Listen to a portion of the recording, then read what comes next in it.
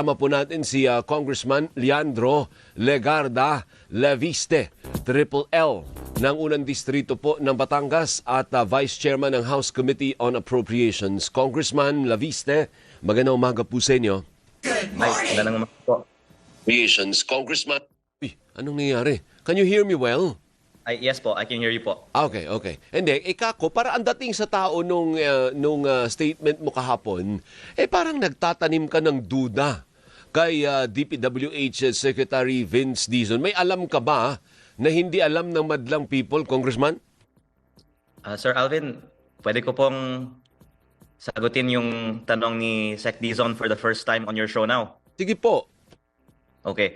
Unang-una po, ang agenda ng aking press briefing kahapon ay para manawagan kay Secretary Dizon na rebisahin natin ang 2026 DPWH budget. So, hindi ko po layunin na gawing personal ang kritisismo sa mga miyembro ng kanyang team sa DPWH. Kung tignan po ng mga taga-DPWH at ng ating mga ibang mga listeners ang ating press briefing, ang unang sinabi ko, sana ibaba natin ang presyo para wala ng korupsyon. At example ng korupsyon ay may mga contractors na nagsusulat ng mga parte ng ating national budget.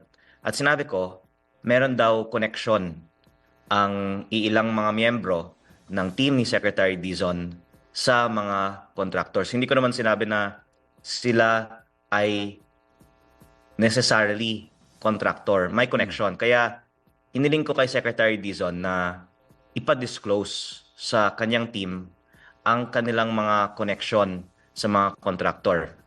Ngayon, meron din na mga plano daw na ipa-bid out sa central office ng DPWH na lang ang mga proyekto.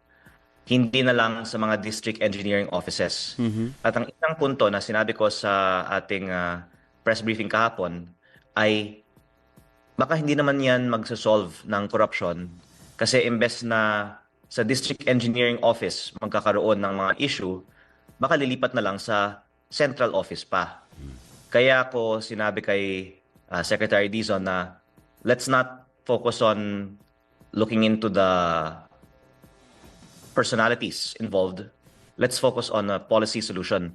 Pero kung gusto po ni Secretary Dizon na magbigay tayo ng example ng isang miyembro ng kanyang team na pwede nating i-check pa ang background at sana marami po tayong ma-achieve in doing so for the good of his objectives in the DPWH. Pwede po ako ngayon magbigay ng isang example. Sige nga po, sino yung example ninyo nakasali sa team niya na may connect sa contractor? I'm just gonna talk generally and not say na may this or that. But I would say that it would be good for Secretary Dizon to please check on DPWH Undersecretary Ari Perez. Ari Perez. Hindi ba si Ari Perez yun yung dating sa grupo ni MVP at dati din sa sa Clark? Opo. Marami na pong history si Undersecretary Ari Perez at nabalitaan ko na maaring siya ang hahawak sa bidding ng mga DPWH projects. At nakakalungkot po talaga na mataas ang ekspektasyon ng ating bansa sa liderato ni Secretary Vince Dizon kung hindi naman din mangyari ang inaasahan nating mga reforma sa DPWH. Kaya ayoko pong maging focus ang mga personal aspects sa istorya na to. Pero dahil lang hiningi ni Secretary Dizon ang aking example, ibibigay ko po si Undersecretary Ari Perez, ang isang pwede nating i-check na miyembro ng kanyang team na sa tingin ko po ay baka may mga makikita siyang dahilan na hindi natin dapat ilipat ang bidding ng buong DPWH sa ilalim ng mga taga-central office. So ang gusto mo bang mangyari, ang sinasuggest mo ba, Congressman, ay tanggalin o palitan o wag na yang si Yusek Ari Perez ang maging in charge ng mga bidding? Actually, sir, tulad ng sinabi ko kanina, hindi ko layunin sa press briefing ko kahapon na maging tungkol sa mga personalities involved ang talakayan.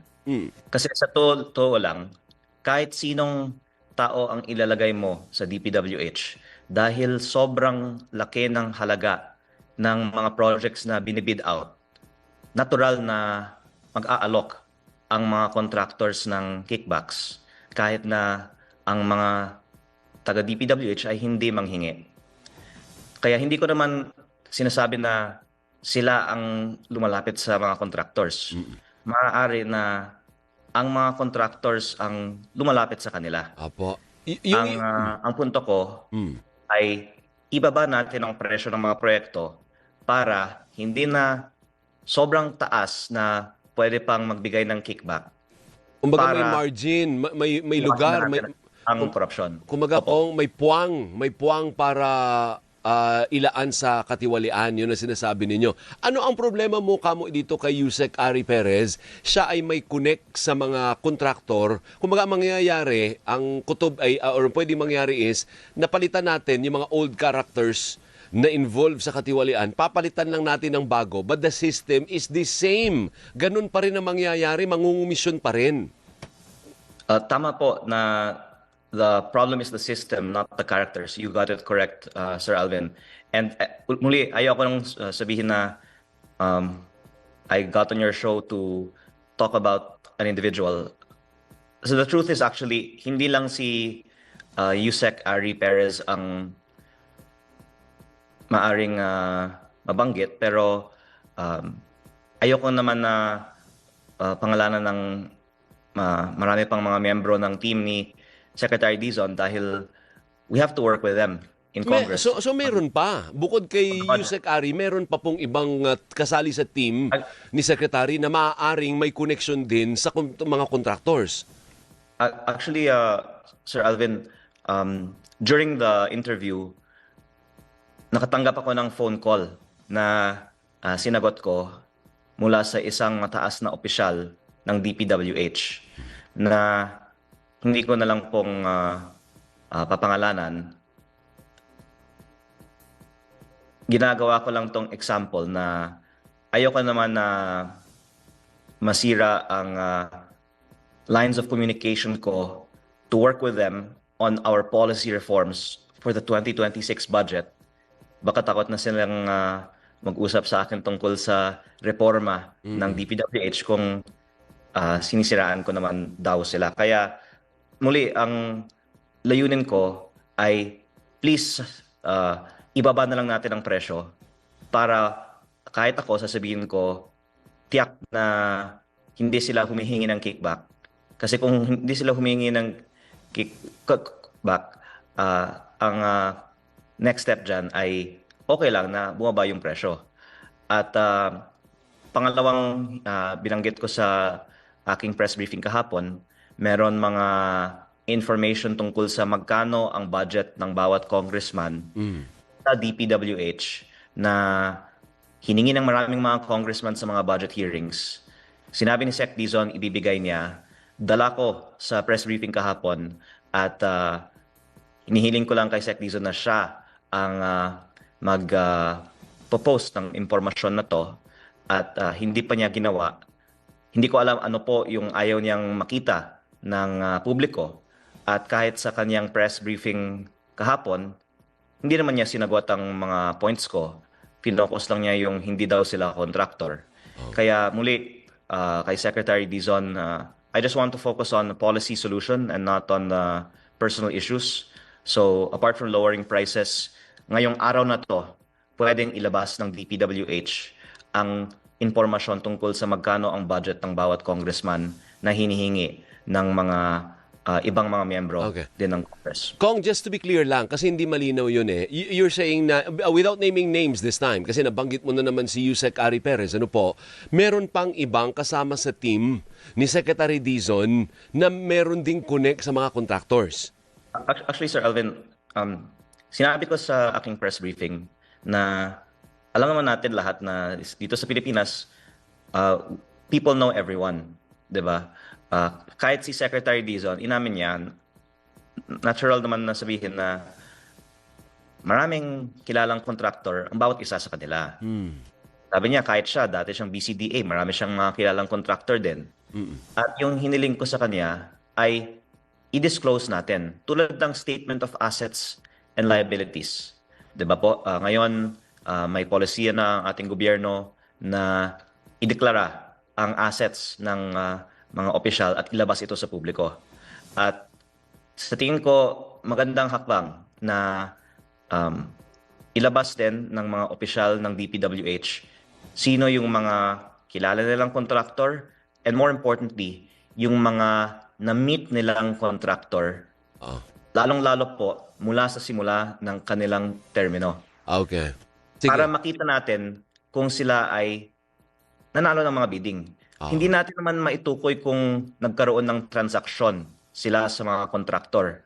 Pero at least i-disclose nila kung kilala nila at na-meet nila mula sa start ng kanilang bidding. Kasi Sir Alvin, ang isa pang narinig ko na binanggit ko sa aking press briefing, hindi lang na sila necessarily ay contractor pero may connection at may mga nakikipag-meeting at may mga humihingi na sa mga kontraktor. Yun lang ang mga narinig ko. At ang hinihiling ko, dahil mataas po ang tiwala ko kay Secretary Vince personally, ay i-disclose na lang nila sino yung mga miniting na nila. Okay, sige. So, gano'n na lang po, ano, pakuhanan din namin ng side yung si Secretary Dizon mamaya. Ang dating kasi sa ordinaryong mamamayan, Congressman, ay parang raining on my parade ang dating mo kay Secretary. Kasi parang ang dating ni Secretary, hero yan. Action man. Tapos ngayon you're saying, hindi, may ang dala mo o ikaw mismo, pwedeng may connect ka rin sa mga kontraktor. Parang ganun. Actually, ang sinabi ko sa press briefing kahapon na sana maging hero nga si Secretary by lowering the price. Kasi atin lang po, kahit anong investigasyon ang gagawin natin at pagpapalit ng mga tao sa DPWH, tulad po ng sinabi nyo, the system will remain the same because we have not made the structural reform sa DPWH, di ba? Kaya ngayong araw na to, si Secretary Dizon ay may oportunidad na ibaba ang presyo at ilabas ang data na hinihingi ng mga miyembro ng Kongreso tungkol sa magkano ang budget ng bawat congressman. At kung ang media ay kakausap sa kanya, sana pwede nating i-follow up yan na nasa kanya, nasa mga ibang miyembro ng Kongreso ang hinihinging impormasyon, kung maaari po ilabas na ngayon. Para naman ang tatalakayan natin ay hindi lang yung mga personal aspeto na ito, pero marami po makikita natin pag ilabas ng DPWH yung data na yan. At tungkol naman sa subject na ito, muli, ayoko naman na sabihin na itong taong ito may issue. Yung maganda, sila yung maglabas ng mga connection ng bawat isa at kailan sila nakipag-meeting sa mga contractor. Okay.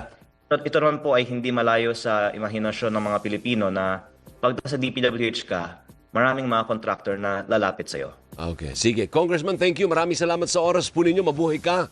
Thank you. Maraming salamat po.